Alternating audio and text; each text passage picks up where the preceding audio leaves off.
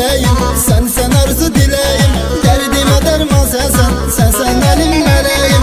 Seni sevirem meleğim, sen arzu dileyim. Derdime derman sen benim meleğim. Elçi gelim senin için, hadi ginen benim için.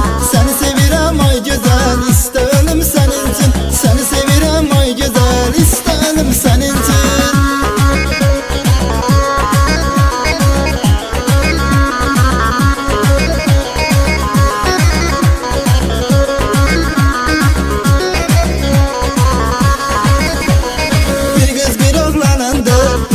Benim yarımdı, gözlerimin nurudur, derdime dermanımdı.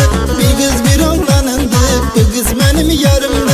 Gözlerimin nurudur, derdimin dermanıdır.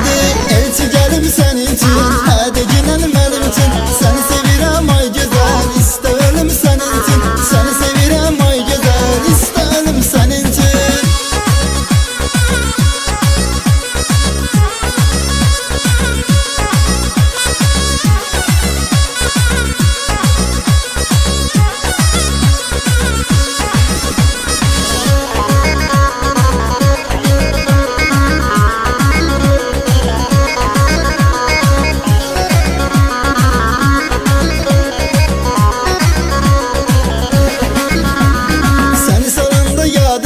Kimse satmır